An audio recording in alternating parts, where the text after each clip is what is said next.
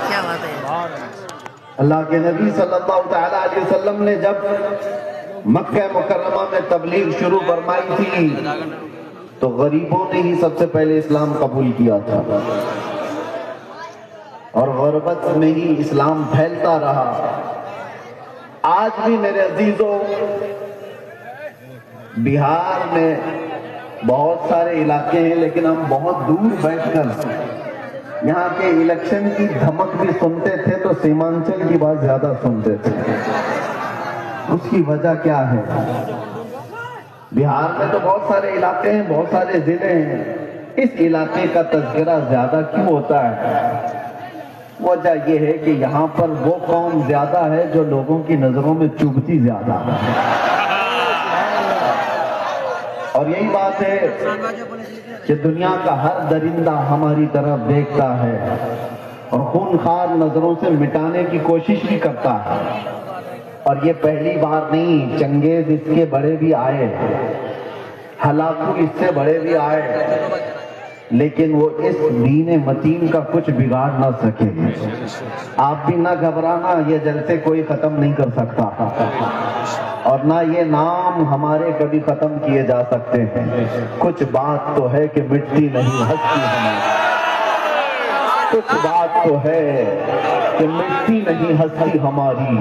صدیوں رہا ہے دشمن دور زماں ہمارا، یونان و مصر و روما سب مٹ گئے جہاں سے، باقی مگر ہے اب تک نام و نشاں ہمارا.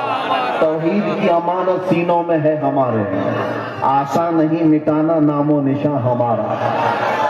اور پھر ایک بات باطل سے ڈرنے والے اے آسماں نہیں ہے ہم، 100 بار کر چکا ہے تو امتحان ہمارا. ایک بڑی لذت ہے، بڑا عجیب احساس ہے بہار کے، بنگال کے، جھارکھنڈ کے جلسوں میں. میں بولتا بہت بھی ہوں، آپ لوگوں کے انتظامات و انتظامات کے خلاف بھی، رات بھر سجاتے ہیں اور بہت سارے اس کے جو نیگیٹو پوائنٹ ہے اس پر بولتا بھی ہوں.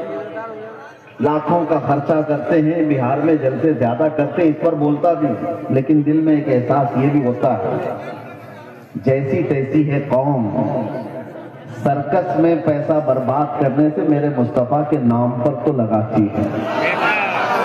سبحان اللہ.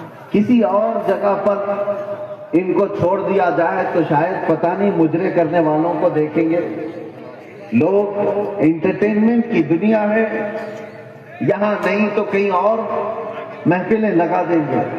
اسی بہانے کم از کم یہاں شعراء اسلام آتے ہیں، خطبہ اسلام آتے ہیں، اور یہ ایک ایک لفظ پڑھتے جاتے ہیں، لوگوں کے دلوں میں رس گھولتے جاتے ہیں. جیسے جیسے یہ دین کا نظام ان جلسوں کے ذریعے سے قائم ہے. بہرحال میرے عزیزوں، ایک بات آپ سمجھ کر کے چلنا، یہاں پر بیٹھ کر تقریباً 1 گھنٹہ مجھ سے پیشتر حضرت مولانا صاحب نے چندہ بھی کیا بہت مسجد کے لیے. بہت لوگ سمجھتے ہیں کہ مولانا لوگوں کا کام ہی کیا ہے، چندہ کرنا، رسید لے کے گھومتے رہتے ہیں. تمہیں اندازہ ہے دین کا یہ سارا نظام اگر یہ مولوی نہیں ہوتے تو پتہ نہیں تم کیا کر رہے ہوتے. یہ مدرسے، یہ مساجد کی مینا، یہ ساری چیزیں ان لوگوں سے قائم ہیں. ہوتے ہوں گے چندہ خور لو، مگر آپ کو پتہ ہے ایک ایک پائی دین کے لیے اعلان کر کے جمع کرنا یہ علماء کی شان ہے. کیا ان کے اندر سیلف ریسپیکٹ نہیں ہے؟ کیا مانگنا ان کی بچپن کی عادت ہے؟ نہیں.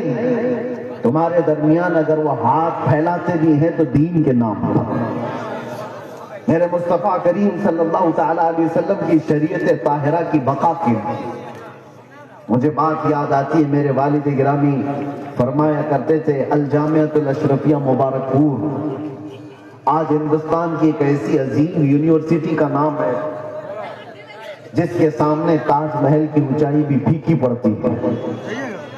تاج محل تو لوگ ٹکٹ دے کر دیکھنے جاتے ہیں اور فوٹو کھنچوا کر آتے ہیں، مگر الجامعۃ الاشرفیہ وہ ایسی جگہ ہے جہاں انسان بنائے جاتے ہیں. علماء ربانیین کی ایک بڑی جماعت پیدا ہوتی ہے. جب اس کی تعمیر کا مسئلہ تھا، بانی جامعہ اشرفیہ مبارک پور